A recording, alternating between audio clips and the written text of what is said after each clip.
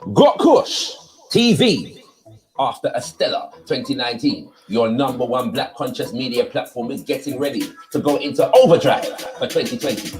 As we promised, last year we launched The Inside. We premiered the pilot for the Black Group Economic Show. We dropped 2 new seasons of Wordsmith, the #1 platform for artists with a message in the music. We've seen you out on the road, the Black Carpet Awards, the Reparations March, the Legacy Center of Excellence, and more. We brought you Dr. Mumbi, the legendary Bob Andy, Queen Diambi, Kemi Seba, Esther Stanford Hossein, Leo Mohammed, Brother Leader Badaka, and more. And now, 2020 is set to see gotkushTV taking it to the next level.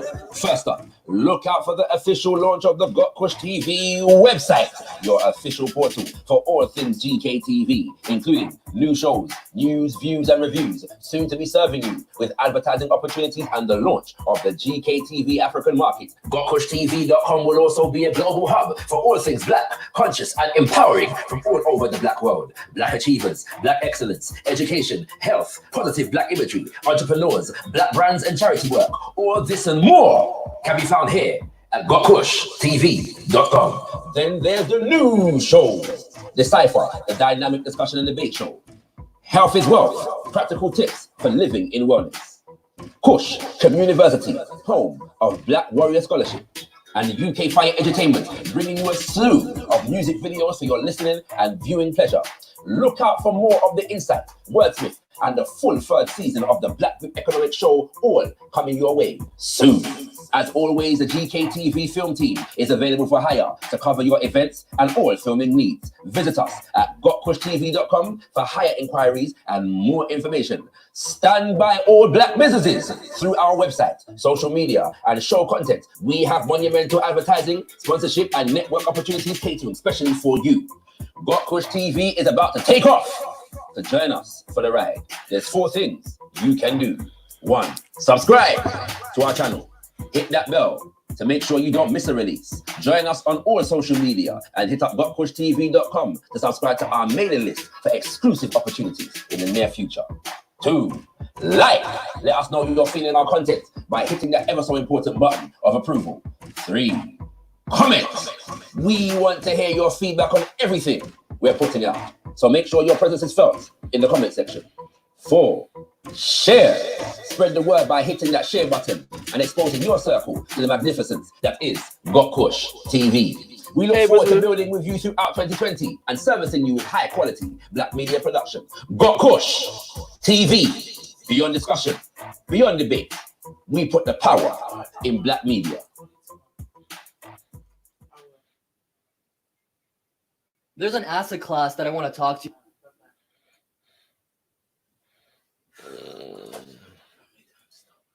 Smith, the #1 platform in the UK where black music meets bars, meets message. Don't watch the industry, we are the mainstream. Wordsmith, exclusively on gotkushTV.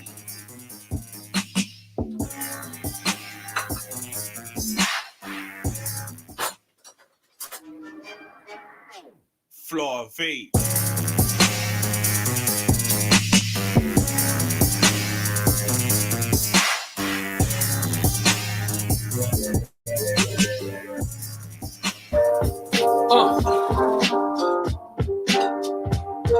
Yeah, Jeffy.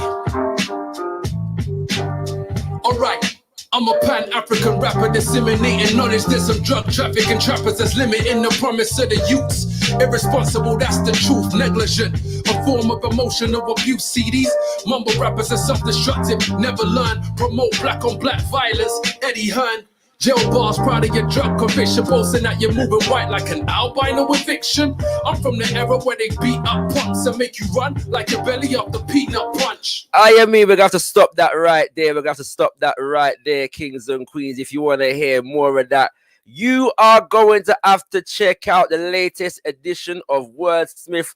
The brother K9 blew up the mic, kings and queens. You have to check it out right about, well, not quite right about now, but just after this session of Quarantine Convos. Welcome and greetings, kings and queens. Welcome, welcome, welcome. You are here for another edition of the Quarantine Convos, live and direct with the gotkushTV family, kings and queens. Yes, indeed, you are locked on right about now. And as you come through, make sure you like the video. Make sure you like the video and ensure that it raises its profile all over the land of YouTube and the digital space, kings and queens, most definitely. If you are not subscribed to gotkushTV, be sure to subscribe to gotkushTV, and while you're at it, check out our website gotkushtv.com and sign up to our mailing list to make sure that you get our newsletter and all of these good things. Yes indeed, family, today we dropped another edition of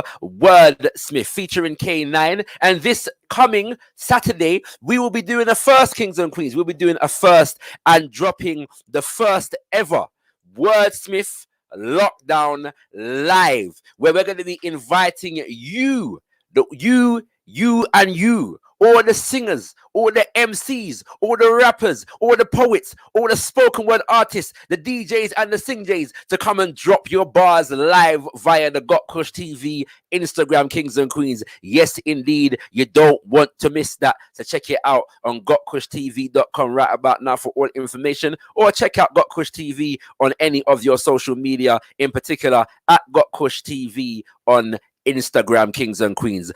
Wordsmith Lockdown Live. It's gonna pop off, trust me, cause the artists them are heavy and we know they're gonna come true and bless the MIC. Right about now, kings and queens, we are here for the business of bringing a little of the African sunshine come to London right about now with the brother. He goes by the name of Marley Morris. He is an entrepreneur. He is a multi-talented individual, and he's also a repat. Sorry, I was about to say, I'm trying to figure. Is it repatriant? What's the word again? But it's a repat, kings and queens. A man who has repatriated to the beautiful West African nation of Gambia. Yes, indeed, kings and queens. So we wanted to start by making sure that he's coming through loud and clear for you all. Greetings, brother Marley. How you doing? Much respect. Greetings, brother Shakara. Great to be with you this evening. Yes, sir. You're coming through loud and clear. Giving thanks and praise. Want to big up some of the chat inside. Big up the chat. We've got investment in the Gambia. Is that you, brother Marley? Investment in the Gambia. That's not you, is it? No, it's not. Somebody's hot off the press. All right, big up yourself. Bigging up Planter Johnson, usually joining us. You done know. Bigging up Superman kicking as Superman kick. Yeah, I mean, I'll read the whole of the name there, but we got the Superman inside. You done know. Dropping them Swahili, them Kiss Swahili greetings. Brother Macon and Sankofa, a man who is very well acquainted with the Gambia, also is in the house. Buddha Bing has joined us. The Western Goddess, and of course, national racialism. You done know who's going to be provoking the chat, I'm sure, for the duration of the show. Bigging up to JLA6943 also. Welcome, all massive and crew to the one and only Quarantine Convos. We are speaking to Brother Marley Morris, who's joining us live from the Gambia. It's Banjul you're in, right, Brother Marley? I'm in an area called Kololi right now. Okay. Banjul is it's about 4 or 5 miles away from here. So you have like where I am is really where the main tourism area is. Okay. And then Banjul is the main capital city. Okay. And your restaurant, is it in Banjul or is it in where you say it again? Koli? So there's two now. So there's one in Kotu, which is a couple miles, about a mile away from here. And then the one I'm in at the moment is in Kololi. So Kololi. One is called Mazaya. Yeah, the other one is MO2. The other one's called what, sorry? So one is called Maziah's, and the second one is called MO2. MO2. Okay, we're gonna get MO2. M for for Mike, O for Oscar 2. MO2. Yeah, Okay. MO2. Okay, I get it. Maziah too. Okay, most of I hear you. All right then, family. We're gonna get into that in a little piece. If you want to know about repatriating to Mama Africa, establishing business and all them kind of something there, we're gonna talk about that a little bit later on. But first, Brother Marley, I guess our viewers would want a bit of a insight into how is COVID-19 lockdown and all these things affecting the family in Gambia. Well, it's been interesting. You can feel like as though you're in a bit of a bubble here, because I'm hearing all these horror stories about people being locked down and the police are giving them problems and no one can leave their house and there's queues at Tesco's and all this stuff happening in the UK. Mm-hmm. And obviously here, the sun is shining, people are going out and it seems fine. Yeah. Until you notice that actually the tentacles of what's happening in Europe still hits us here. So there were a lot of people who were here on holiday or who kind of like live here, who ducked out, went back to Europe, left on the first thing smoking, as it were, thinking that things were going to be worse here than they are over in Europe. So that has meant that there has been a sharp and big decline in revenues for the whole country. So for like the local economy, you've got about 60% of income is coming via the tourism industry. Mm-hmm. So when the tourism industry stops here, for the most part, people will they'll go back to the village, they'll go and relax, sit down and spend time with their family. Okay. Which works for people here because they're kind of used to that. Right. And that's been happening for however long tourism has been here. But now with this COVID thing kicking in back in February and, them shutting down airports and so on and so forth, people are feeling it now. Right now, people are feeling it. Right. So wait, what I'm hearing from you, it doesn't seem that there's a lot of cases in Gambia of actual COVID-19. No, there's not that many cases. So last count, there was 10 cases in the country. 8 of those people have since recovered and have gone through the whole quarantine thing, and they're back to living their normal life. One person passed away, and there's one ongoing case. And for the most part, these people are people who have flown in to the country. So there was one Gambian person, as I've been told. I mean, this is hearsay, okay? So it's not like the gospel, as it were. Right. But the what I've heard so far is that there was one person who was actually of Gambian descent, but they were living over in Germany. Right. And they brought that back with them, and then they were here. And the person who passed away was an Indian man. But I've just seen something online from Sister Shakina where she said that there was someone from Senegal who tried to come over the border and he tested positive for the coronavirus, and so they've quarantined him. So right now, things are locked down here, and people are for the vast majority of people, life goes on as normal as they possibly can. Okay, well, one thing I think that there's a silver lining there in the sense of the fact that oftentimes, as you know, when it comes to these kinds of things or any disaster, and the story about Africa is always worse than the rest of the world. So we give thanks that our brothers and sisters over there are for the most part safe and doing well. You know what I'm saying? So yeah, that's a beautiful thing. I mean, is there a how well? Sorry, brother Marty. Go on. What was you gonna say? Yeah, it's good. It's good, right? Yeah, I completely agree with you. And at the same time, what I've noticed is that this was a disease that was, kicking the behind of everybody but Black people. Right. And now they're really kind of talking up the fact that it's hitting Black people more. So I'm just waiting. I'm literally looking at my clock because I know it's going to come at any point now. It's same as with Ebola, same as AIDS. They'll turn this from something that was hitting other people and say, yeah, this is something that is really affecting African people. And so we need to vaccinate those people, whether they're sick or not.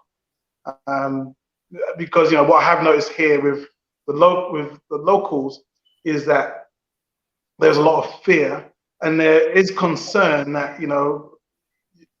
it's airborne. So I had one man who came here the other day trying to explain to me that there's nothing we can do because he has been told that, COVID-19 is like flying over here from Senegal. That's what the people are saying as far as airborne is concerned. Right. So there's still fear being pushed over here. Right. And, with way that the media works, I can quite easily see that they would see Africa as being the place to test out those vaccines as quick as possible, you know, to bring down the numbers, because there's just too many of us for some people's liking. Well, you know, you are aware that they've already been speculating about that, right? There's have you seen the video with the two French doctors speaking?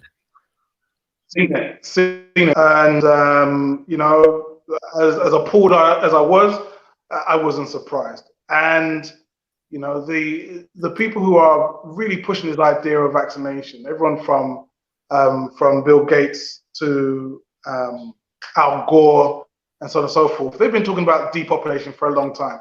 So if you have a set of people who have been speculating on how you can bring down the population, and then they're like, huh, we have to worry about these poor black people, you know, we have to look out for them. Then my antennas are way up. My antennas are way up, concerned as to what are their plans. Yes, sir. Yes, sir. How much is the news of what's happening around the rest of the world permeating Gambia, and what's the vibration on the ground about this whole situation as far as the rest of the world is concerned? You know, as I was saying before, like Gambia is in a real kind of it's in its own sort of bubble, really. Okay. So there are people who know about it. So people around here who are like, you know, plugged into things like Instagram and so on and so forth. They're aware of the fact that we have these things going on in Europe and so on and so forth. There are other people who are aware that there is this disease that is out there because of the fact that it's impacting their ability to work here. So with the tourism industry shutting down, it means that people aren't going to work, which means taxi drivers don't have people to take to work, which means all those young men who are out there running the car washes, they're not washing as many taxis. So there's a trickle-down effect. So they're aware that there is a real problem happening over in Europe. But as so far as, you know, the constant bombardment, if I put Sky News on and this thing constantly goes on and on and on, COVID, you know, death, they're not getting that. Right. They're just hearing about how the disease. So it's not as heavy as it is over there, but they know. Okay, all right. Give thanks for that little brief insight as to what's going on with our people in Gambia as it relates to the COVID-19. Want to send a special shout out to gotkushTV Cosmetics in the building. Yes, you don't know. We got to remember EX. What's that name? Maribeja Intel. Who says the locals would be scared because they've seen devastation caused by Ebola. And Kayak London Girl said, blessed evening, everyone. Give thanks, family. Make sure you like the video as you come through. And feel free to share the link. Share the link far and wide. Yard and far and kick up. Feel free to share that link everywhere, especially for those who have an interest in repatriating to the continent of Mama Africa, kings and queens. Yes, indeed, Brother Marley. How long have you been living in Gambia now? Oh man, that's a good question, because you know it's like you know, I opened up the restaurant 4 years ago. Right. So what I was doing was I'd be here for the season, for the tourism season, and I would go back to the UK. Okay. For the off season, so I'd be like in summer. Right. So for the first year, I was here for like 6 months, and then I was back in UK for 6. And then the second and third year, I was here for 7 months, 8 months, and therefore that's time in London. Right. So this is the first time where I'm actually not coming back. And I had planned that anyway. Just so happened that there's no plans to go back with anyway. So whether I wanted to or not, I'm staying here. So this is going to be the first year where I can actually say I actually live here, because I'll be here for the rainy seasons. Okay. So you know, it is what it is. But go ahead, it feels like home now. It feels like home. You know, whereas before, when I was first here, I would say, oh yeah, you know, my family back home, and I'm talking about England. And now it's kind of that switch has clicked in my brain where it's like, no. I understand when that I was saying about dance the yard before you dance abroad. This is my yard, and I don't need to dance over in the UK, KK anymore. So, what was your motivation behind actually repatriating to Gambia? You know what? The UNICA, they asked the Black Father Support Group to host them for their yearly event, you know, during the month of August or the month of Messiah. So the Father's Group asked me to do a speech about it, and so I was up there and I'm talking. I'm like, you know, we do all this talk about going back to Africa, and none of us go back to Africa. And then my brain's clicking while I'm there on stage, going, I'm not going back to Africa. How am I doing all this talking, and I'm not actually doing any moving? And so, you know, that was a kick to start actually making steps on the words I've been saying. When I first met with and what I call it, Angela, my other half, when I first met my wife, we were like, our first date was, how do we get out of this place? It was like, you know, it was a real kind of Nanny Maroons kind of conversation. That was our first date. Like, how do we get out of this prison right here? You know, and she was like, look, I can bring some cushions and some blankets. I was like, I could bring some food. All right, Africa's that way. Let's go. It was kind of like that, and you know, we just kind of worked towards being able to come over here. But I never had a nice pot of money to be able to just up and leave. Right. I never had the correct circumstances to up and leave. You know what I mean? So what we ended up doing was started off doing going to car boot sales, and I was selling stuff I could sell to be able to like raise up some money. And we would like put that aside to go to the next thing. And the next thing was Back to Black Empire. You know, so that was the shop that we had over in Brixton, which I know you're familiar with. And that was, again, the whole point of it was to be able to help build a Black Empire, not in Brixton, but over here. And then we used that to be able to do things like events. So like when Tariq Nasheed came over 5 years ago, that was all part and parcel of our plan until we had like enough to be able to say, right, we can we took our teams. I took what I had, and then we came over. And when we came over here, bro, it was really difficult because, you know, when I came over here, I couldn't afford to get a return flight. I came over here on a one-way ticket, and if it didn't work, there was no backup plan. It was like, we're going and we're gonna make it work somehow. You know what I mean? We're going to be speaking to Tango. We're going to be talking to, you know, all the Orishas. We're going to have to chat to Sekhmet, all of them, be like, I need your help. And that's what we did. And, you know, here we are. This is year 4.5 now. So why Gambia? You know what? If it was, I would have gone to Uganda. I really did like Uganda. Okay. Uganda, the weather was nice. The people were cool. Like, even just like, you know, seeing the mountains and so on and so forth, it was very lush. I really did like Uganda. It was a very kind of vibrant place as well. But it was too far because it's on the east of the continent. So it was too far, I felt. And I thought, if anything happened, do I need to get back to the UK to the family or something? I wanted something closer. Right. I came to Gambia thanks to an invitation by Patrick Augustus. Okay. He had opened a school in Lamin, and which is like a village here in Gambia. Right. He opened a school in Lamin, and he was doing different events with the Black Father Support Group, and he'd asked me to come and, like, you know, help with video editing and so on and so forth, so he can do fundraisers and so on. So I would do that, and this man would have me work until 4 in the morning, and like, you know, I would want to stop, and he would be in my house, sitting next to me, and be like, no, carry on. He wouldn't let me leave. So I'd be there putting in work for this team. Right. And at the end of it, he said, why don't you come to Gambia? And I said, no, brother, I've been to Nigeria, I've done Uganda, I've done Kenya, I'm good. I know Africa. He said, no, you don't know Africa till you come to Gambia. In fact, I'll pay for you to come so you can see for yourself.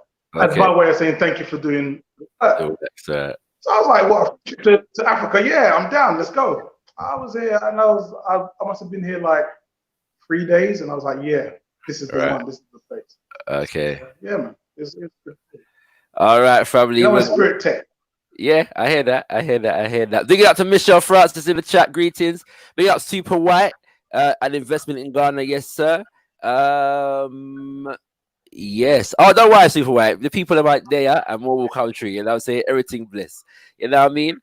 Yes, as you come through, please feel free to hit the like button. Check out gotkushTV.com, and I want to make sure that you are reminded that we just released another episode of Wordsmith today with the brother K9, and on this Saturday coming, we will be featuring on our Instagram Wordsmith Lockdown Live. So let all your favorite artists them know, all the MCs in your family that's got bars to come true. And you know what I'm saying, drop them live on Instagram with the gotkushTV family. So, brother Marley, yeah, enough people, they go home, and you know what I'm saying, you know, like they go home and they kick up foot and they put their hands behind their head and say, yeah, I'm home. And you know what I'm saying, they just chill. That's what they're there for. Or they just go on holiday. All right. Now you decide to open up a business. Yeah. So, and you and your wife, you know, you got 2 restaurants now. Yeah. One is called Mazai's, as you said, and one is called Mo2. And are there any other businesses that you have over there? You say offices, you say? No, are there any other businesses? More businesses? Yes. Yeah, I mean, nothing that I'm involved in, but right. there is a good few people here, right, from the diaspora, who are building businesses all around us. Right. You know, we're not no special case. Here you'll find people running a hotel, you'll find people running guest house, you'll find people running other restaurants. There's one brother who will remain nameless, and like, if you see the size of the hotel this man is building, I mean, literally, how many rooms is that? Like 500 rooms? Like a 500-room hotel, like the 5-star hotel this man is building. Right. He's from North London. Okay. And you know, the kind of conversations that I'm having here, the kind of conversations that I'm party to here, were conversations that I didn't have access to back in the UK when I was working, you know, doing my database programming. Right. There are some real movers and shakers in this country. Right. You know, and there's enough businesses. There's people who are coming. Even just yesterday, we were talking to a sister who's investing in a business here.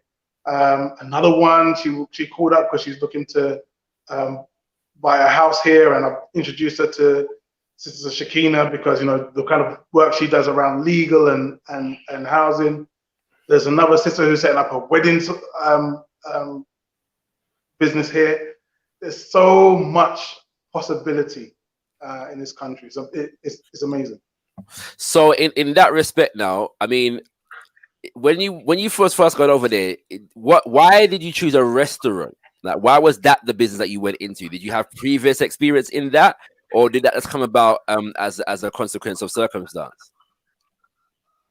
I have zero real life experience in running a restaurant before I came here.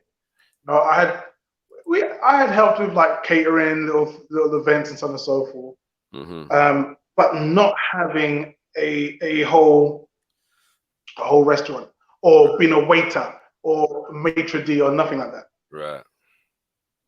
I knew was that if you're going to open a business, the most successful ones are going to be, if you look at like Maslow's hierarchy of needs, you look at ones that are like at the basic bottom. So that's going to be like, you know, food, shelter, Mm-hmm. and then there's, I think, sex is there as well. I Mm-hmm. didn't have like the funds to be doing shelter, i.e. hotels and nothing. Mm-hmm. But food, I know my missus can cook. So, it was like, okay, you cook, I can do the customer service and figure that piece out. Mm-hmm. And together that's how we set it up. So Right. it was kind of like common sense for us to do that, because we didn't have experience in anything else. Right. I wanted to open an IT training school when I first came here. Okay. But then I realized like the infrastructure wasn't set up for that. We had other ideas, things that kind of fit within what we used to do back in England. Mm-hmm. Mm-hmm. But the fit was correct for Gambia. And so we looked at this. You have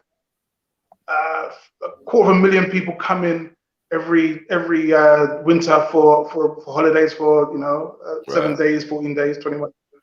And so our job is really just to try and just push as much jerk chicken down their throats as possible for that time, and that's what we do. It's good. It works. Okay, interesting. So in that respect now, because obviously going to Africa to live is one thing, but starting a business is another thing, yeah. So what were some of the like the primary, let's say, let's start with the opportunities, yeah. So we're gonna go through with opportunities and assets that made it possible, but then also some of the challenges. So what were some of the primary opportunities that opened to you that made that possible, and then what were some of the primary challenges that you had to overcome in order to make the vision come true? This country is very, very young, right? So it's like we've had this current president, Adama Barrow, for 3 years. Mm-hmm. Then before him we had Yahya Jammeh. He was there for 21, and Yahya Jammeh, he was he ran what they call a dictatorship, and I wasn't afraid of that, by the way, because dictatorship is always like pushed in the media as like a bad thing. But I'll tell you something, when I went to Kenya and Uganda and I saw how nice Uganda was running under a dictatorship versus Kenya that was looking like it needed real help under demon crusty, I was like, okay, dictatorship, that kind of works for me. And the kind of things that man was saying, Yahya Jammeh, I was still feeling him anyway. Yes, sir. So there was him, and then there was Dawda Jarawa, and he was there for 30 years. So you've only had like 3 men who've run this country. And so when you have that kind of situation, mm-hmm. the growth of the country is very, very slow. So it's a very young country. Okay.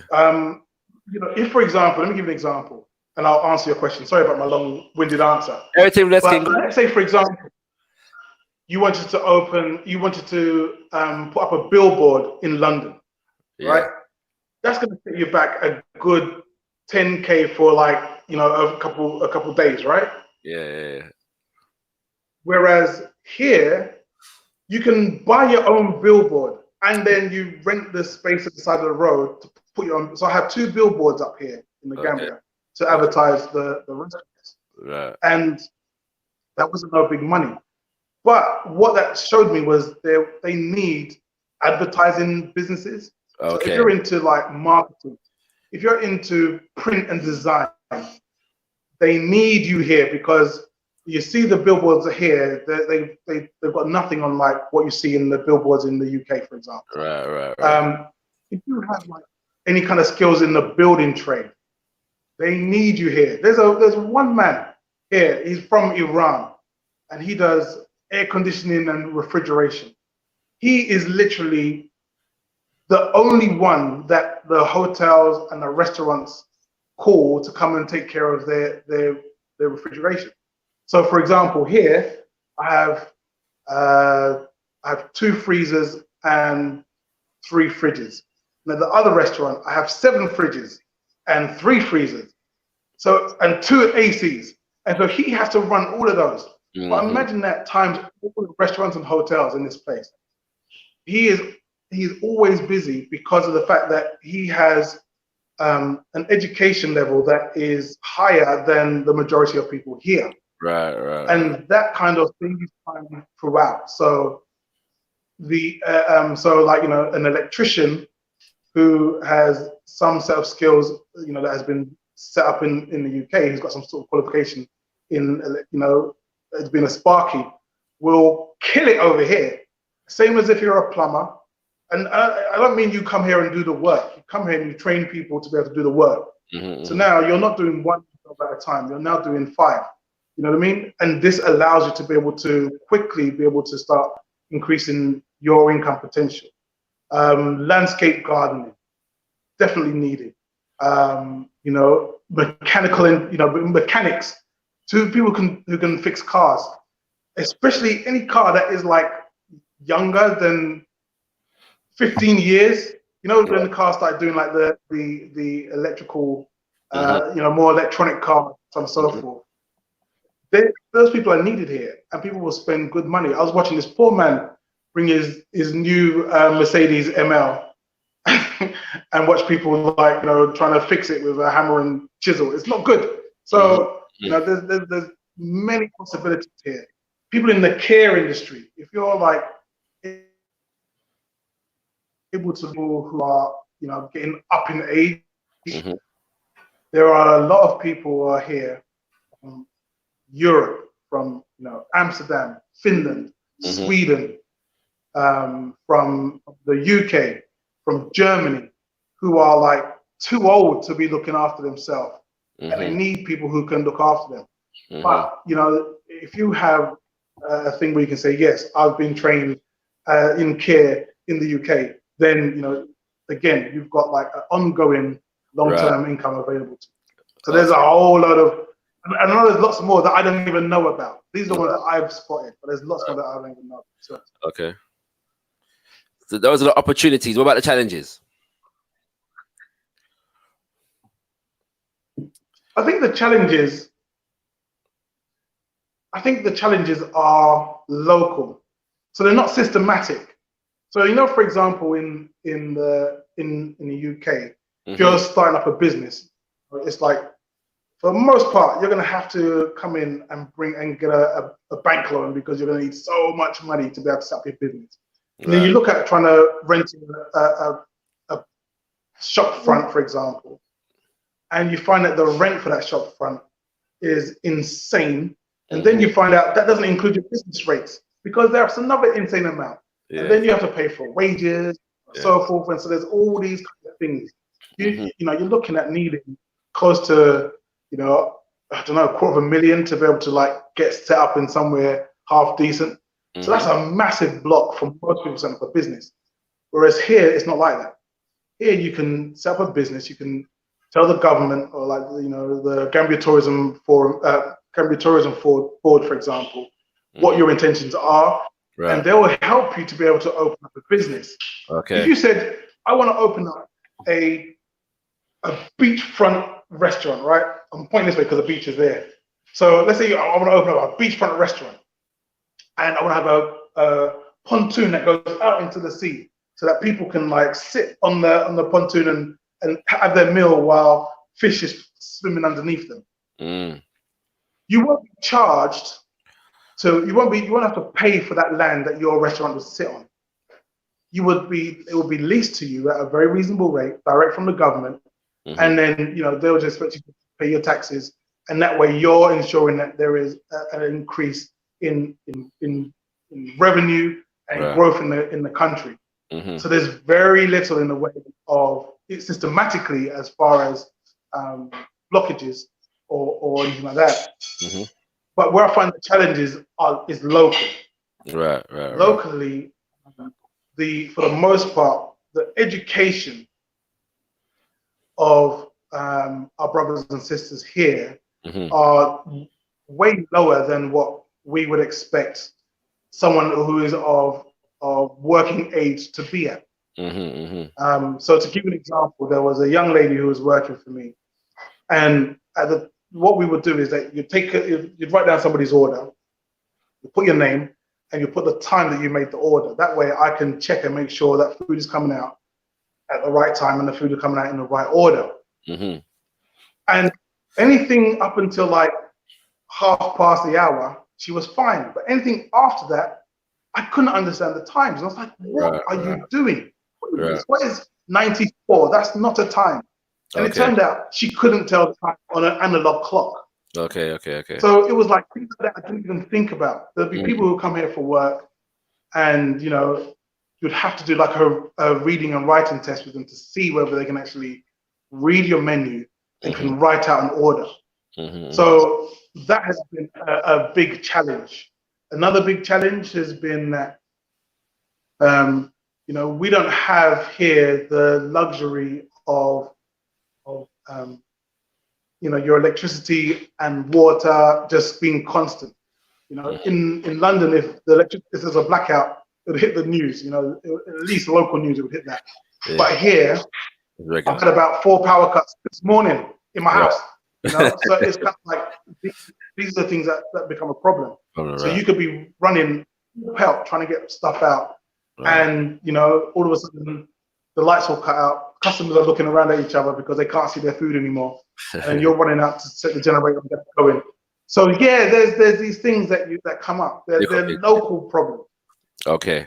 But bro, the thing is, these kind of problems you have, they're all like, you know, things that you can get past.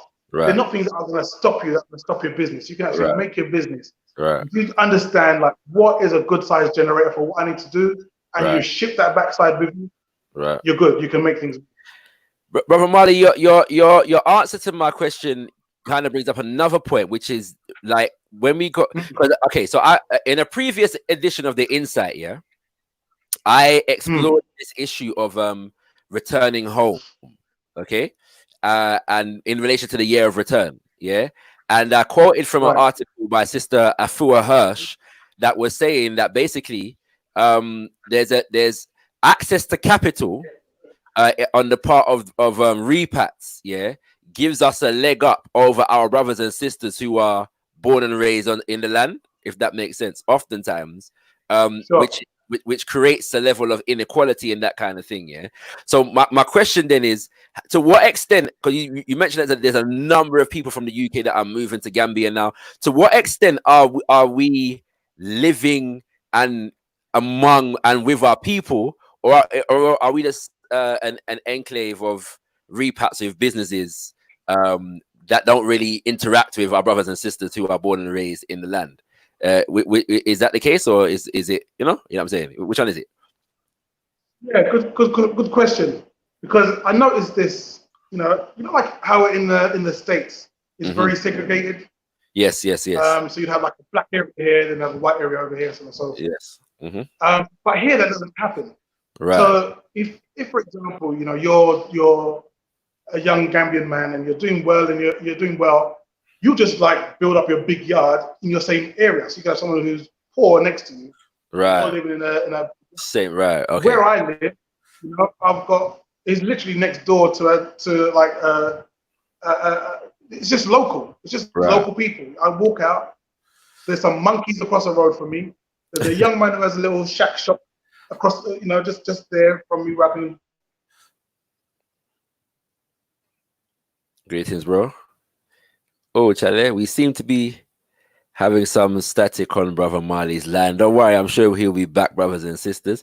Very important question that we have to ask still. So let me just take 10p. Sorry, Brother Marley. You kind of cut out for a second there. Oh, right. We're gonna try and get you back. Sorry, Brother Marley. You there? Yeah. I'm still here. We got to the monkey across the road. Good. So it's like I'm living with local people. Local people come from the left of me are Gambians, to the right of me are Gambians, behind me are Gambians. Okay. And then in front of me are monkeys. So yeah, it's like, I'm living with the people, and that's how most people live here. No one's trying to all just find a little gated community to go duck in and hide. Okay. When I first came here, I would admit, when I first came here, the first place I rented out was in a gated community. Right. And it was only after being here and I started to like reason with the people and see how people flex. I was like, I don't need to be here in this gated community, because in the gated community is lots of Indians and white people, and you know, people who are working on the UN and so on and so forth. You know, so I was like, I don't need to be there. I can actually just live and be around my people, and it's been no problem. Right, right.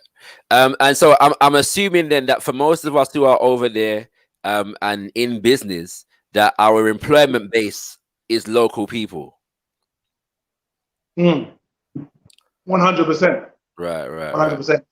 100%. You know, and sometimes, you know, there is, like I was having a conversation with a brother just yesterday, and he was talking about the merits of bringing people from the UK over to stop the, you know, to not have to deal with the local barriers that we were talking about earlier on. Right, right. So, you know, that there is a case for that. Right. However, 99.9% of the people who run businesses, yes, are, you know, of African descent. All of their staff are Gambian people. Right. Except, you know, if you go to like an Indian restaurant, you'll find that the managers are all Indian. Right. If you go to an Indian supermarket, the managers are Indian, and then the people who are stacking the shelves are Gambian. Okay. If you go to, and it's the same if you go to like, you know, Lebanese, you'll never find a Gambian manager or a Gambian supervisor working in a Lebanese outfit. No. Hotels, they'll bring people from Europe to run the thing, and then they'll have Gambians who are doing like the serving and so on and so forth. Yeah. Only us people here from the diaspora.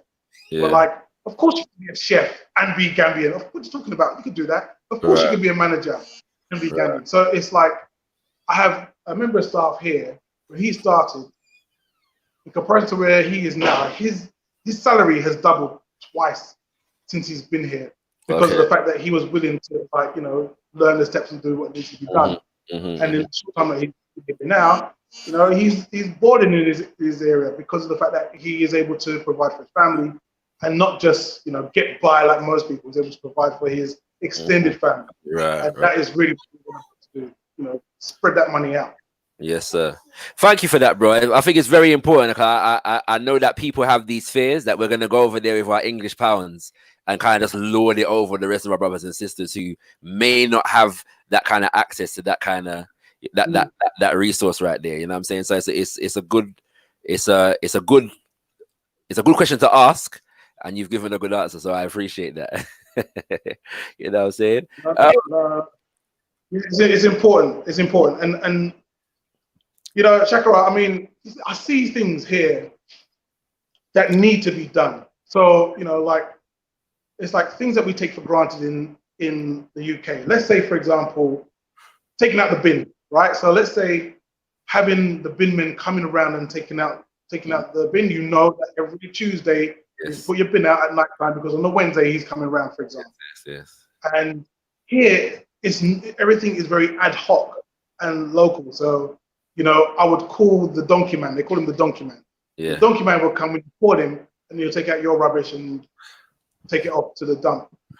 Whereas, you know, if it was more, there was a bit more service behind it. There was more systems towards behind it. Then things would be a lot more easier to run. And so it's like, there's things that we see over in Europe that we can go, okay, we could do something. And we could use our British pounds to impact that, because that would improve the lives and the environment of people in your area. So there are those possibilities. However, it doesn't mean that at the same time now we use that to lord over the locals. No, you know, these people are our people. You know, there's a very good chance that your great grandfather, grandmother, or mine was from here. They say that was like 2 million Gambian people were taken, you know, during that whole slave trade thing. But there's only 1.8 here now. So that means that they literally emptied the country out. There is like, there's pictures here of when there used to be elephants here. There used to be lions here. There used to be like, the big five used to be here in Gambia. They're all gone. So I'm like, hold on a second. You know, there's a very good chance that I was from here, if not 100%, some. So yeah, man, we have to like understand these are our people. And I tell you, I've seen people who look like you, Chakara, here, and I've seen people that look like my auntie, and I've seen people who look like my uncle. Yes, sir. Right, it's uncanny. Yes, sir. It's uncanny. We should come here because it's clearly home. Family, we're going to open up the conversation for you to join. The link is in the chat. The link is most definitely in the chat, kings and queens. Where you've seen it say join the convo, click that link and you'll be able to join us live. Speak to Brother Marley, ask him a question, and, you know, show some love, kings and queens. So feel free to come through. Once again, the link is in the chat. The link is in the chat. Feel free to come through and we will be glad to host you, kings and queens. Okay. We're going to be on until about 8:30, so that gives you an opportunity.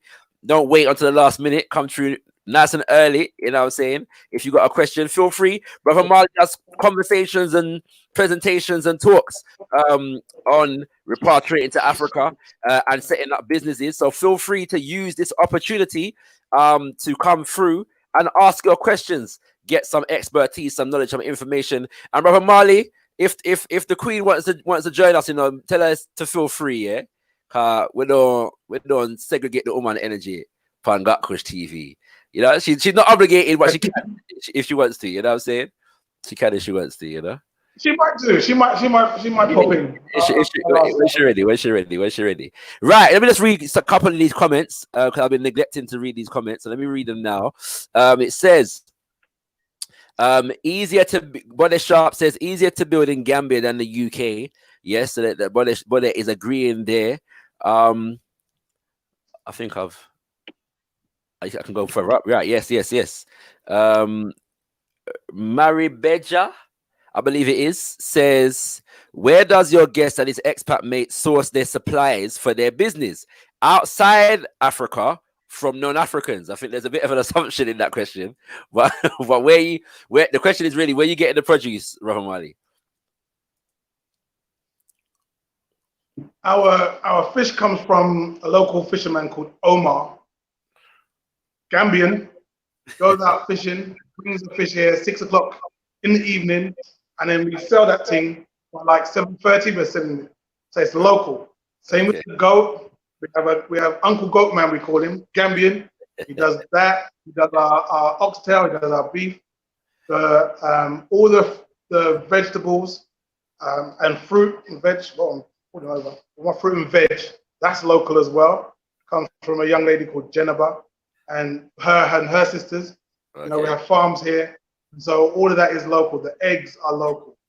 The things that would be like the rice that comes from outside. That's basmati rice. Yes. There is some things that they don't source here. They don't have here that we can source. But anything that we can source, yeah, man, we have to source that from local.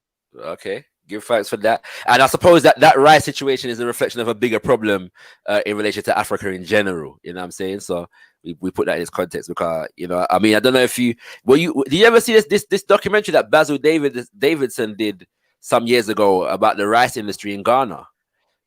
Excellent documentary. No. Right. It's very informative. It breaks down basically how the rice industry was kind of redlined. And now Ghana's in a position of having to import rice from Thailand and all kind of stripping this.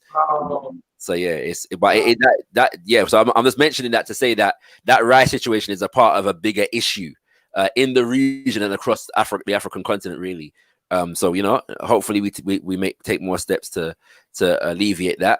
The link is in the chat, kings and queens. The link is most definitely in the chat. If you want to join the conversation and speak to Brother Marley, ask him a question, feel free to do so.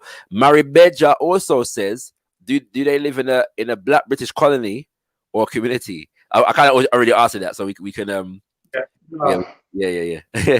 Bode Sharp says, big up Messiah's 2, tasty food and great atmosphere. So big up Bode.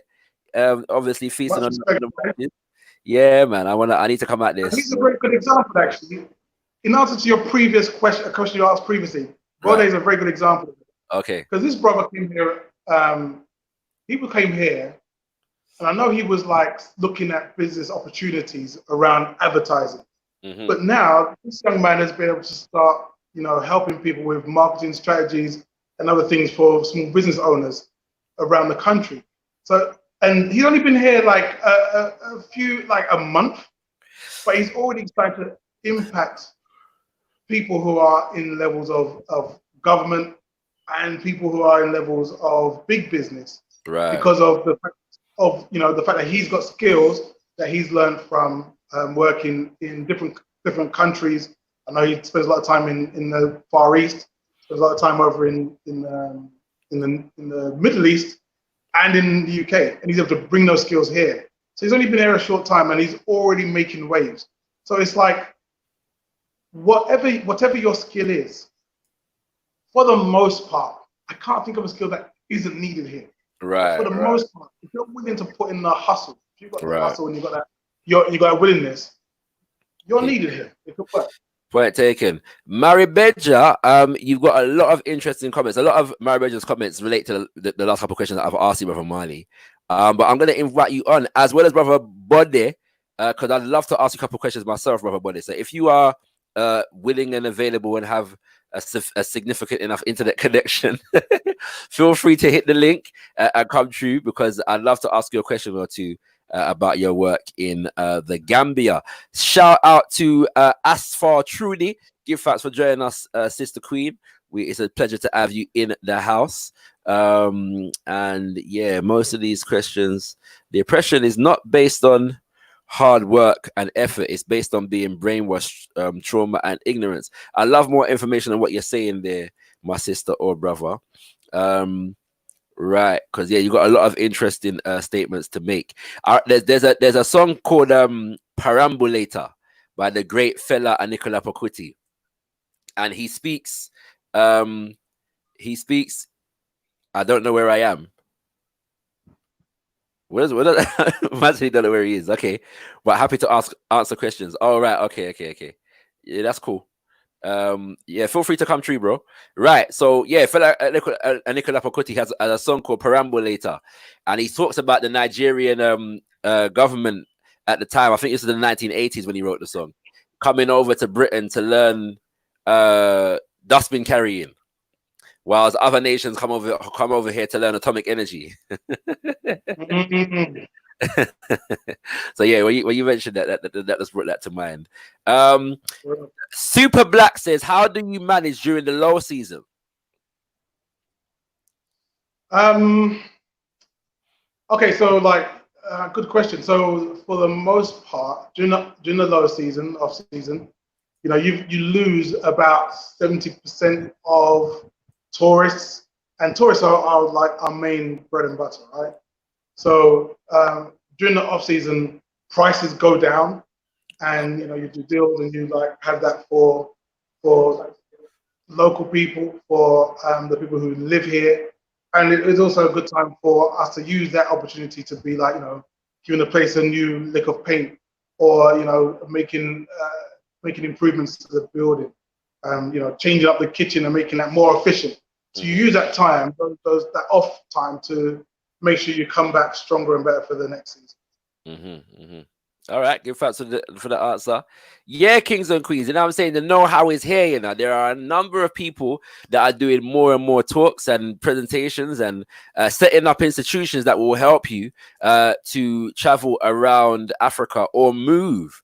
In fact, Brother Marley, my brother Justin Muhammad from Next Level Developments is doing talks in relation to and building an infrastructure, an institution to be able to repatriate people to Zambia. Yeah, that Zambia is near East Africa, on the east, southeast, and the whole East Africa thing is there's a lot of movement taking place in East Africa at the minute. So I don't know how if you still got your Ugandan connections, and if you know much about what's going on with Uganda and Tanzania and all those nations right about now in terms of opportunities. Well, I mean, with Zambia, I was involved in that initial the first few like events that Brother Muhammad had over there. I was actually there, and I was part of that to encourage people to have a look at it. And even when I was here in Gambia, when I got back, there was one time where we did like a kind of thing like this, where I was speaking to people who were interested in Zambia to say, it's not so scary over here. It's okay. Come over. And then even just last night, I'm not even exaggerating, just last night, there was a brother and I talking about the possibility of driving from Gambia southeast to Zambia. Because this Wow. brother's been all over the continent, and has said all these things you hear about how dangerous it is and so on and so forth. It's not the case. You can stop anywhere and say, look, man, I've been driving for hours. Can I stop here and get a bite to eat and somewhere to lie down? They'll give you the best bed, give you some food, blah, blah, blah. And I'm like, what an opportunity to be able to actually do that. See the continent. How would you do that, though? I mean, sorry, Fred, because you just intrigued me now, yeah. And I'm like, because Gambia is not just west, like Gambia is west, yeah. Yeah. That is west. So you have to travel, you have to drive through like Mali, Burkina Faso, maybe Nigeria, Cameroon, Congo. Yeah. So is that the kind of route that you're looking at, like to get to? That's what I'm looking at. I was saying that I'd like to do the coast. So rather than go straight, like do the coast, so I can, because I've never been to Ghana. Right. So okay. Do the coast, go around. And that's then, even longer. You're taking a scenic route. Yeah, man, and then go through. So now you're talking about Guinea-Bissau, Liberia, Ghana, Sierra Leone, Benin, Togo, Nigeria, then Cameroon, Equatorial Guinea, possibly Angola. Yeah. You should come because you know more than me. I'll probably get lost, so you should probably come join us. That's a lot of stuff. You know what? If I can, I will. I've got a 1-year-old. But I'd love to bring him along to that on that journey, boy. That would be interesting. One. I've driven from here to Guinea-Bissau. Yeah. And that was such an eye-opening experience. Yeah. Because wherever you are from Guinea-Bissau, so you have Senegal, Gambia, Senegal, Guinea-Bissau, right? Yes. So when you leave here, everyone's talking English. Right. And then you drive for an hour or so. Mm-hmm. Then everyone's bonjour. And right. You're speaking to you in French. Right.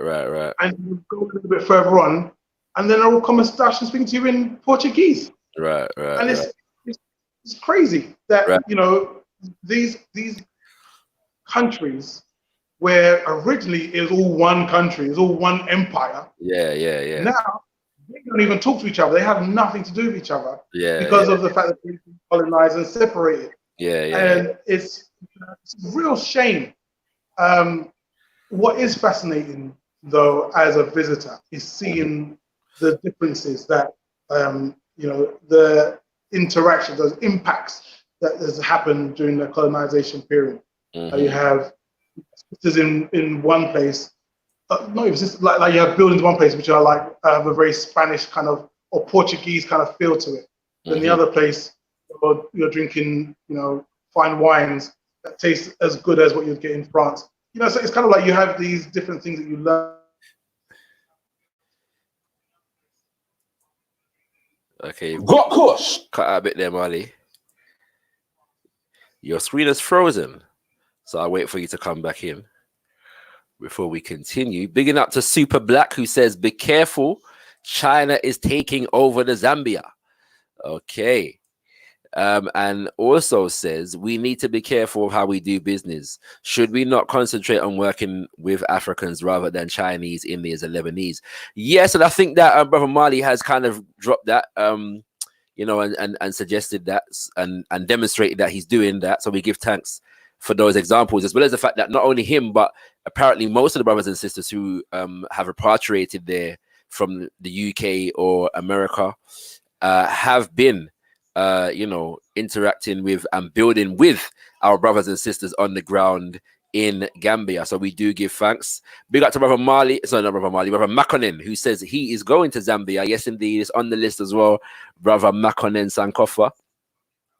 And Maribeja says, what are Marley's plans for the next 2 to 5 years? So we'll get Brother Marley to answer that when he comes back in. His connection seems to have dropped off at the minute, but we want to give thanks to all the brothers and sisters locked on right about now. Kings and Queens, give thanks for joining us. We encourage you to check out gotkushTV.com. Yes, indeed, that's gotkushTV.com, which is our website for all things gotkushTV, and we update it every day with content from around the Black Diaspora, Kings and Queens. So check out our featured video section, and you, as well as our video roll, and you will find all kinds of things from politics to music and entertainment to leisure. traveling around the continent and all kind of different things, kings and queens. You'll find it there. Check out earlier today, we released the latest episode of Wordsmith featuring the one and only K9. Fam, like what I'm saying is it's levels, isn't it? So go check it out because it's levels. Yeah. So check it out right about now. Wordsmith, the latest edition featuring K9. And this coming Saturday, kings and queens, what is coming for you is the one and only Wordsmith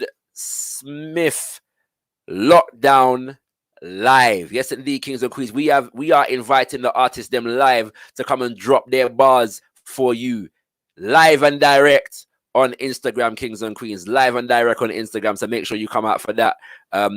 Subscribe, yeah, and follow us on the Insta right about now. You know what I'm saying? Follow us on Insta right about now, and we'll make sure that we sort that out for you. Brother Marley, you back? I'm back. Had a power cut, innit? So, you know what, bro? I'm not gonna lie to you. With the power cut thing, when I was in Ghana, yeah, it was my first time in the motherland, and I was there for like just under 4 weeks. For the first 2 weeks, yeah, nothing could bother me at all. Yeah, nothing. So when they used to have they call it dumso in Ghana, yeah. Lights on, lights off in it, dumso, yeah. And so whenever it happened out there, I was fine because I was in Africa. I was good, you know what I'm saying? After when it got to the third week, I was like, this is a joke thing, but well, go on. Well, go for them something, yeah, you know what I mean? But yeah, you get used to it. What you learn is that everywhere has its stresses, isn't it? You know what I'm saying? But you have to make a decision about what you're prepared, what you're prepared to allow to stress you, and what you're prepared to handle. You know what I'm saying? Because everywhere has its stresses. And we look at Africa like it's got so much more stresses to deal with than London, and really, it's not actually that's not actually the case. It's not the case at all. I mean, it's like you look at the stresses that I had in London were ones where I was like, I don't have the answer to this problem. Right. So it's like I'm watching the news and I'm seeing people our young ones are killing each other. And the reason why they're killing each other is because there is another set of people bringing in drugs and so on and so forth into that community. Yes. And then they don't actually have other avenues for growth and being told and being pushed towards these illegal ways. Mm-hmm. And I don't have an answer for that. I don't have an answer for the police coming and giving me stress just because I fit the description. I don't have the answer to to people like Theresa May and Amber Rudd and David Cameron making the life of my mum and my grandparents untenable by just making the whole thing toxic for them to live there. Like, I think about it and imagine those three must have had to actually sit down and discuss how we can make things as bad as possible for black people who came here during the wind run. I don't have an answer for that. So when I come here and my stress is that the generator might cut out, the lights might cut out. And so I was telling the generator, it's fine. I'll live. Yeah. It's not a big deal. You know what I mean? And even like the things that we spoke about earlier on, the challenges we were talking about earlier on, everything here, there's an answer to it. And so I don't look at like the issues that we discuss as a hindrance. I see them as opportunities. That young lady who couldn't tell the time, she was one of our best waitresses. Because she learned how to do that and she moved on and now she's married and left and she's having a wonderful, gorgeous life with her new family. So it's like the things that the things that are here as challenges aren't really that challenging in comparison to what we have to deal with over there in the UK. So yeah, I have nothing but like good vibes about this place. I hear you. We've got a question here that says, "What are Marley's plans for the next 2 to 5 years?" Wow. I think my plan, the plans that we have so far, is that we want to be able to get these two businesses to a point of where they're a lot.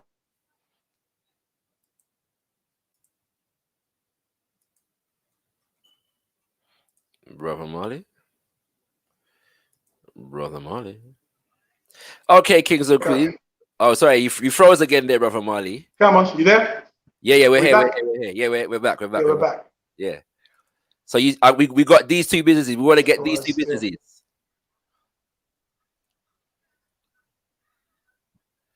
Can you hear me, bro? Are you back there? Yeah, we're here. We're definitely here. Yeah. So I think over that time, we want to be able to travel.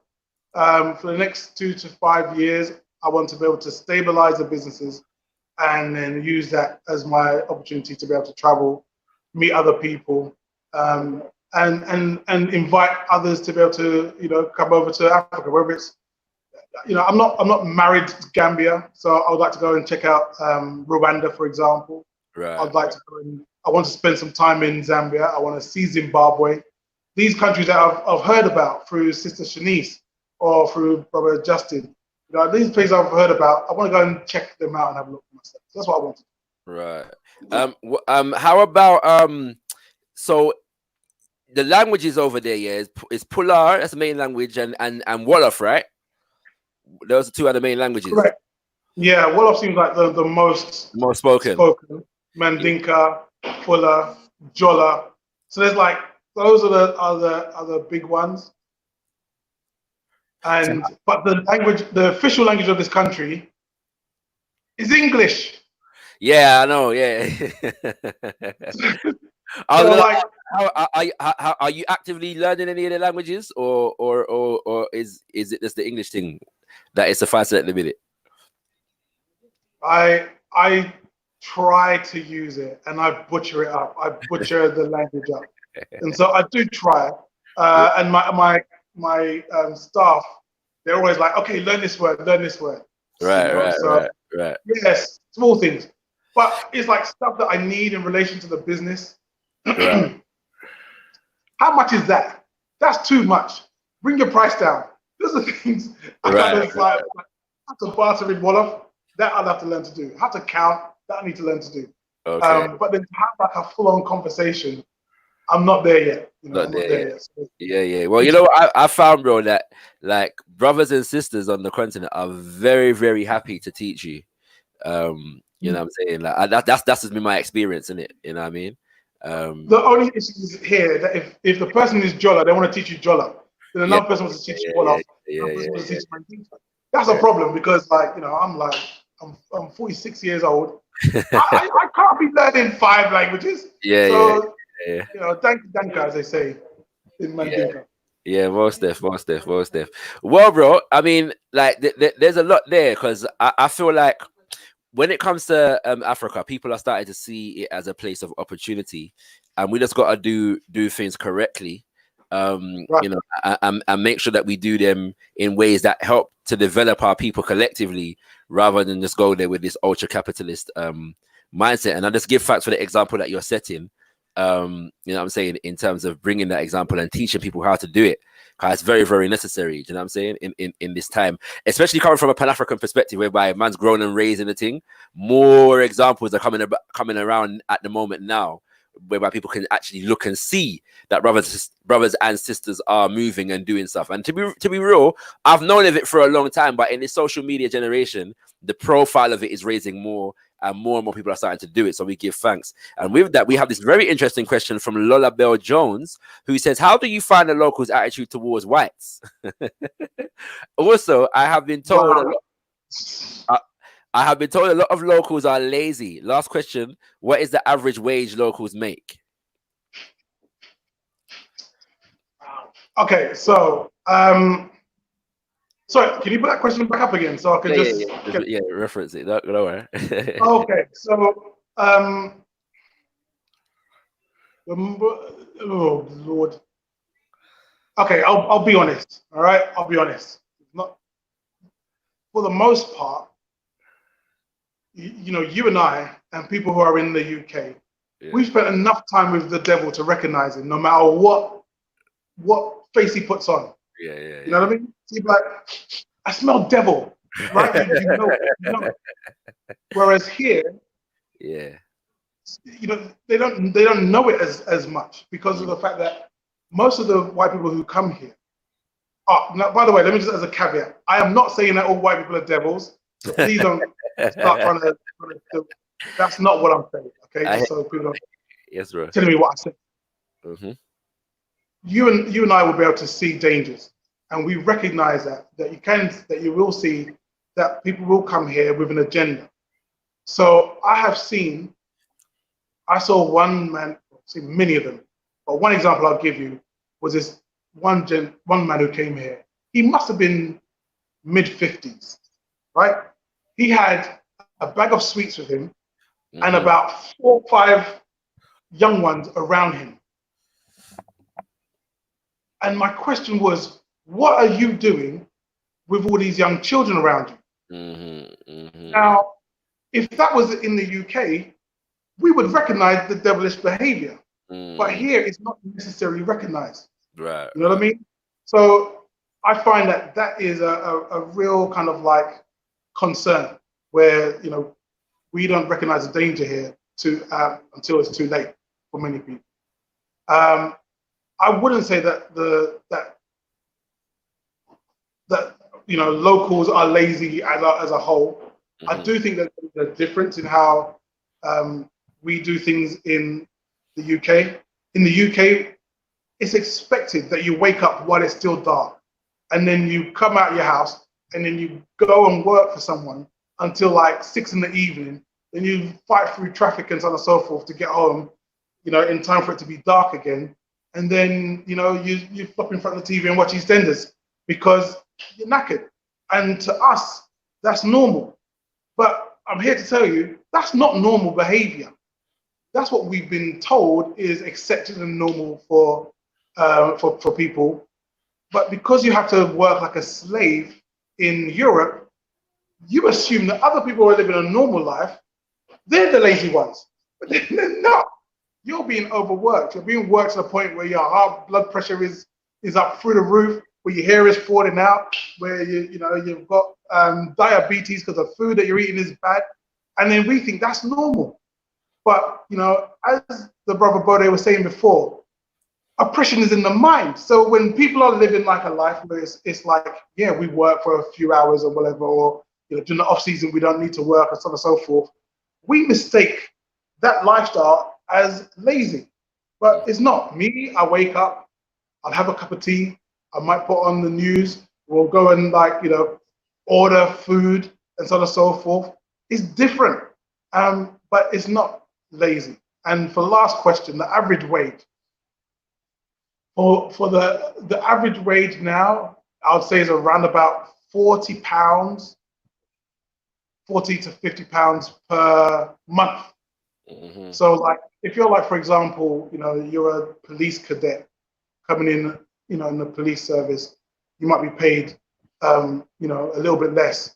But then if you're working as, you know, say a government worker, mid-level, then yeah, you might be earning about, say, £60 a month. So it's kind of like that. And it sounds like really, really low wages. But people are growing up, families sending their children to school, having someone come in and work in the house for them on those same wages. So it's just a matter of, you know, the fact that in the UK, everything is vastly inflated in price to make up for the fact that you're living in London. Here it's not so much. In fact, for that answer, Brother Marley. Last chance, Kings and Queens. We're going to be wrapping up in about 10 minutes. So I'm going to share the link one more time. If anybody wants to come live and speak to Brother Marley, ask him a question, get some insight, feel free to do so. One more time, I'm going to share the link. And it's in the chat right about now. Brother Marley, you're getting asked if you actually confronted the European that you were talking about earlier. Okay. Of course. And in fact, you know, it was like, I confronted him, and before I know it, it was like, you know, it was Mrs. Morris. I'm having to hold her back. Yes, trust and believe, he got well and fully confronted. Okay. Big up to brother Tabo in the building. Thank you for joining us, my brother, legendary photographer in our community, Imdebot. You know what I'm saying? So check out brother Tabo. And these things you don't know, family. Let me see if I've missed anything in the chat. Okay, I asked you about the language thing already. So yeah, Yeah, well, yeah. So that one's been answered. Yeah, enough things are going on. Some different conversations. If I think you should show, you should do a show on where are we now and how we move from the rhetoric and talking. Okay, well, that's kind of what the show's about, Mario Benja. We've got a brother who, said that he was at an event where it was honoring Marcus Mosiah Garvey, and he made a statement about we're not moving to Africa, and he decided to move. You know what I'm saying? He decided to, and he's there, and he's doing. Yeah, the matter of making the decision and then stepping. Like the brother's correct. Like there is a lot of talk. Yeah, there is a lot of talk and so on and so forth. Yeah, and some people they kind of get they kind of congratulate themselves on the back for the talk. Right. In actual facts, it's about the actions. And when you get here, it's not. I didn't find it completely comfortable. I don't come here and go, oh, look at this, I'm home. Who knew? I'm happy to be here. No, at first, it's like there was a period of time of me having to get used to being here, being around how things work, how people walk is different here. Right. People, when I first came here, and the restaurant was just a shell. So I spent the first few strongs just plastering and so on and so forth. And sometimes I'd sleep in the restaurant, and I'd wake up in the morning, I'd step out, and I'm getting all these Africans, morning, brother, morning, greetings, brother. And I'm looking at these, what do you lot want? Like, why are you greeting me for? What do you want? That's how I was, because in my head, saying morning to people is not normal behavior. But here is normal. You know what I mean? So it's like, there is so much things that can be spoken about. But until you actually get here and actually start interacting with people and seeing what's going on, and you really say, okay, I can make the move. So I agree. It's about taking that move. Brother Marley, we got a question that says, what do you miss about living in the UK? I think that's what I'm supposed to say. So what do you miss about living from the UK?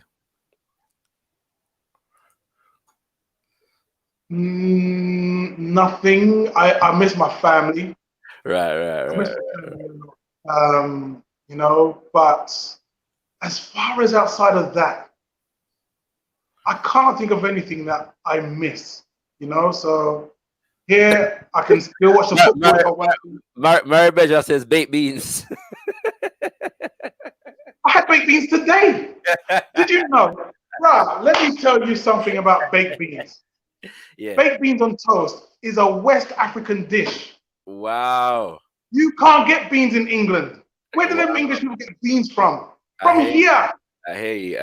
And I'm like, oh, you're having beans on toast. And he was like, sorry, my grandma, before you lot got here, my grandma was making beans in tomato sauce on a bread with toasted bread, put beans on toast. We've been doing that for generations. Yeah. So baked beans now, we got that. And we got it fresh and we got it straight from the ground here. So Yes.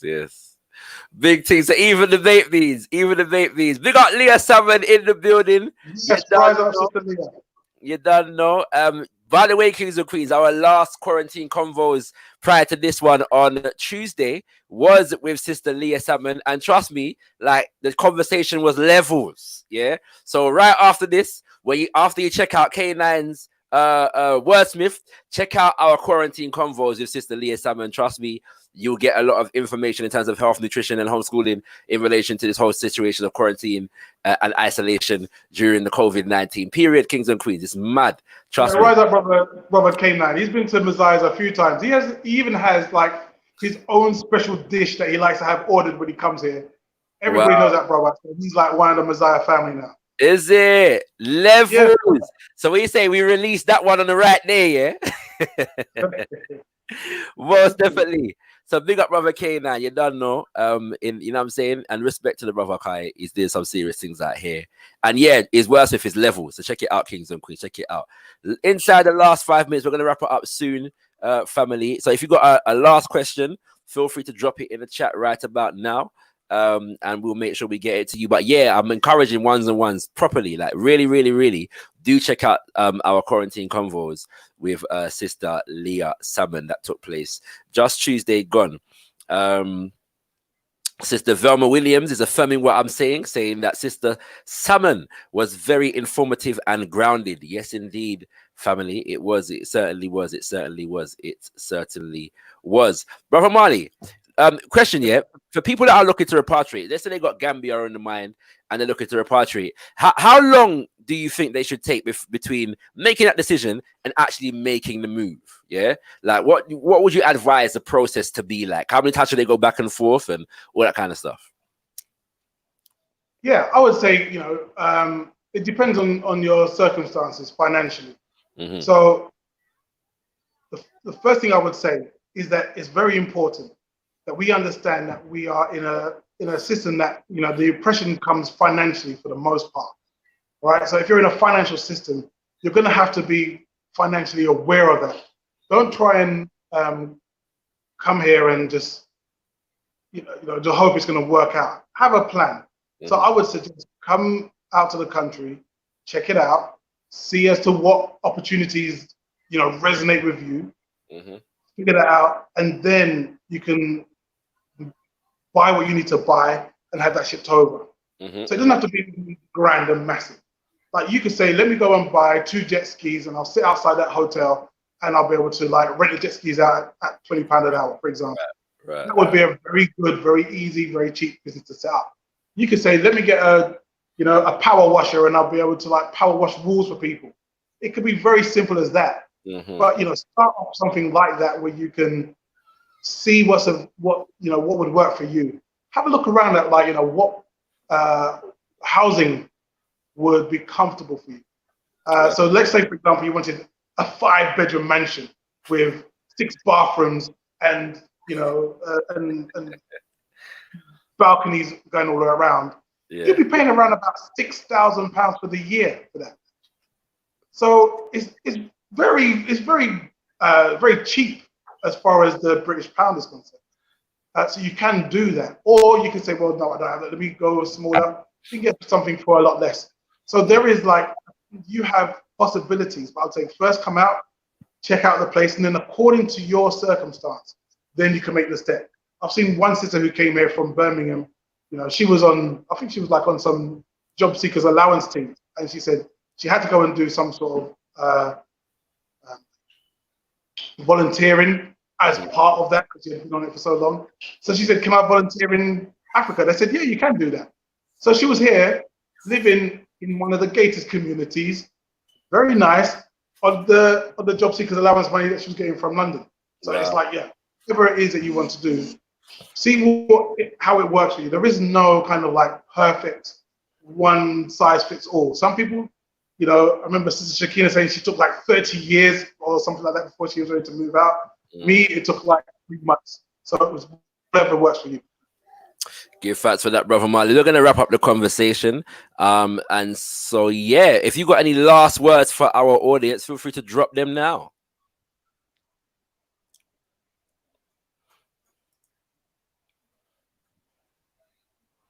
Brother Marley. Oh, sorry. Before we get Brother Marley, sorry, can you hear me? Yeah, I'm here. Yeah. So with somebody's asking, Gillian Providence is asking, what's up with the onion market? I'm thinking hard about that. With the onion market? Yeah, so the market in onions.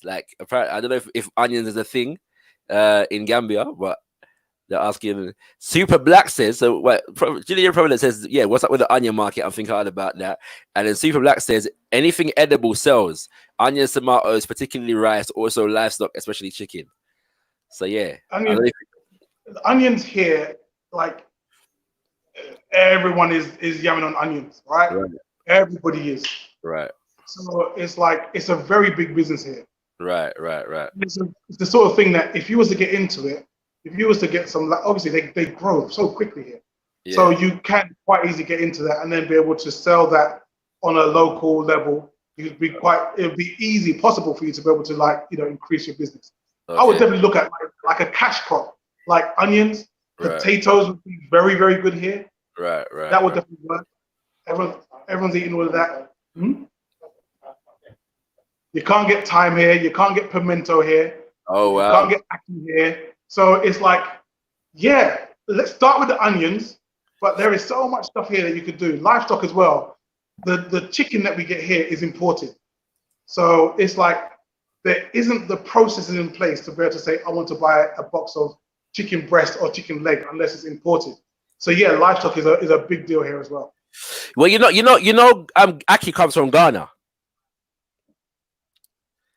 Ackee? Yeah, come from Ghana. Yeah. So then there need to be connections. You see here's the thing, bro. If you want to like fly from here to Ghana, right? If you want to do that kind of work, you're gonna have to either get a ship, do shipping that way, go around the coast, or if you want to like do air freight, it's gonna go via Europe probably to get to Ghana. It's mad. Or you have to go like north, like to Lebanon or something, and then come back. Yeah, bit mad. So yeah, it has to be shipped around. But that is definitely something that needs to be done, right? You know, there are opportunities. There's opportunities everywhere. So like, yes, you could bring in rice, you could bring in chicken, you could bring in ackee, all from Ghana and bring it right around. No problema. Point taken. Family, we're going to wrap up the conversation. Ankh Ra is in the building. Check out Ankh Ra Kings and Queens, developing and providing those good health supplements for our wellness. Big up to Ra Son and Colin T, who have joined us late, but are definitely in the building. Thank you for joining us. Make sure you subscribe to gotkushTV. Check out our website and subscribe to our mailing list. Brother Marley, any last words for the audience, as well as how people can keep in touch with you and your various businesses? Yeah, you can keep in touch with me via Instagram or on Facebook at Marley Morris UK.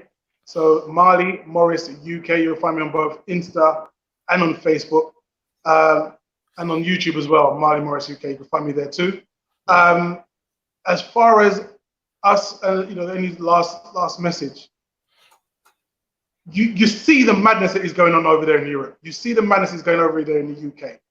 Please don't get complacent and get relaxed. When they bring down these lock-ins and so on and so forth, find your way to. If you can get out, please find your way out. If you can only get one person of your family out, get them out so that you lot can call. He can call you lot afterwards. Find a way out, because as they say in the Bible, Babylon is falling. So it's time for us to black sit out for our own salvation. That's what I have to say. Much respect to you, Brother Shakara. Big up gotkushTV. Big up Blacks. Big up all the brothers and sisters here in the Gambia who do what they have to do. And much love and respect to everybody. Give thanks. Are you an Omar fan, Marley? Am I where? Are you an Omar fan? Fan of Omar, the artist? Of course. He's live right now, yeah. he seems to be doing a live concert, yeah. So I'm very intrigued.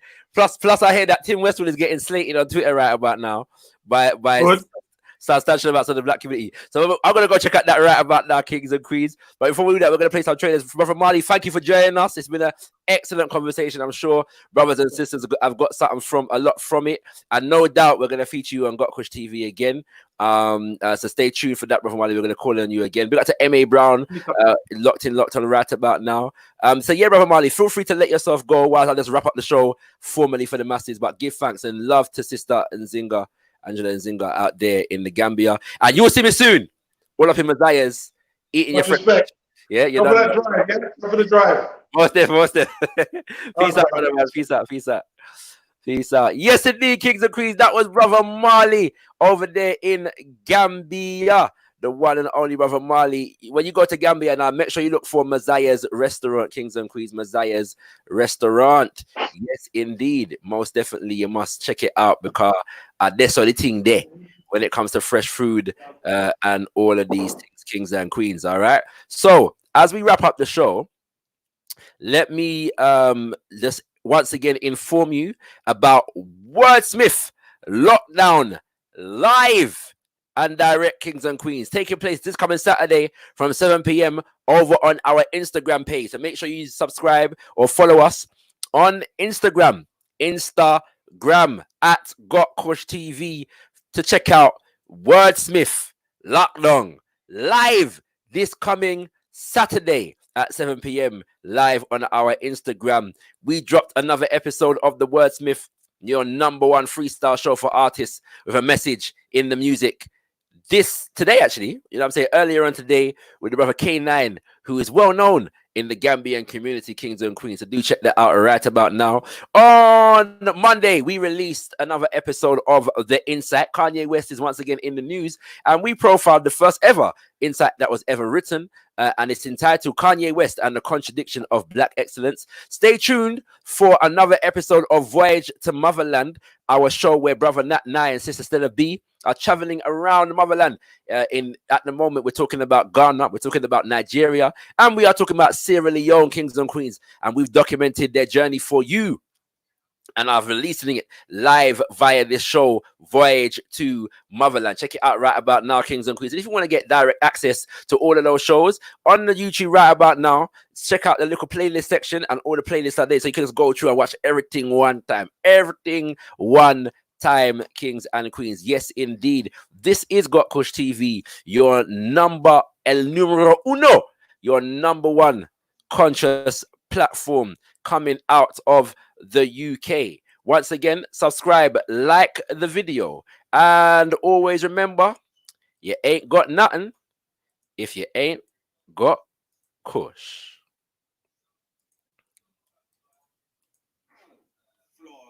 Wordsmith, Lockdown, live. For the first time ever, your number one freestyle show is coming to Instagram live. We are inviting rappers, MCs, poets, singers, and vocalists in all genres of black music to join us. Bring your beats or even come a cappella. Just make sure you're ready to drop bars. Taking place Saturday, the 2nd of May, 2020, from 7 p.m. exclusively on gotkushTV, Instagram, live. It's lockdown, but that don't mean that we pop down. Music, bars, message. It's Wordsmith, Lockdown, live.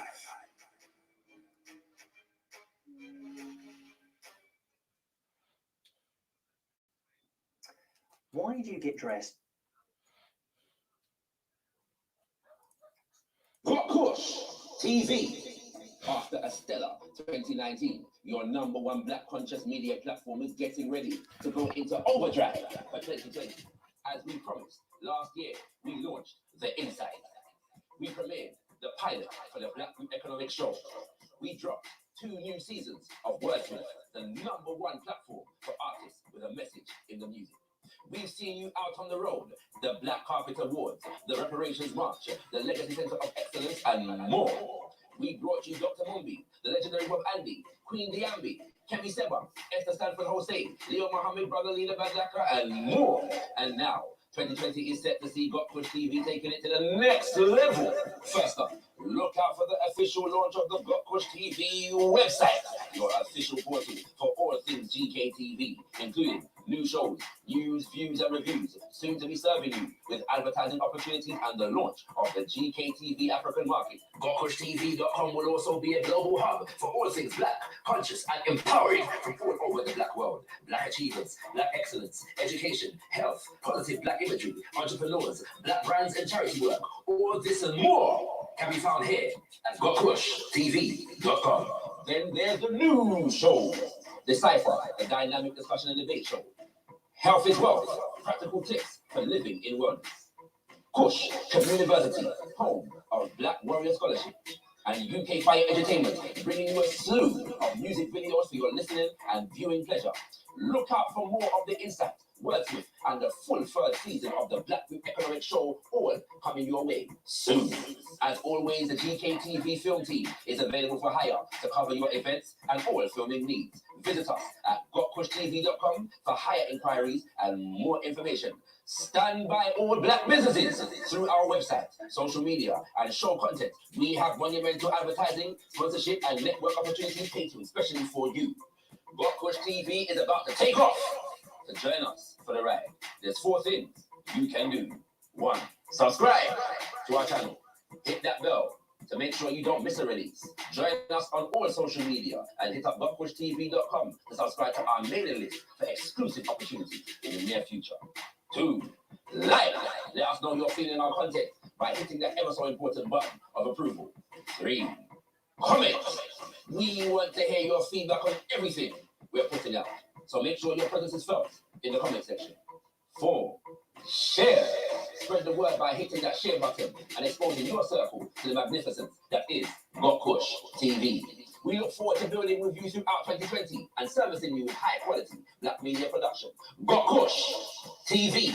Beyond discussion, beyond debate, we put the power in black media.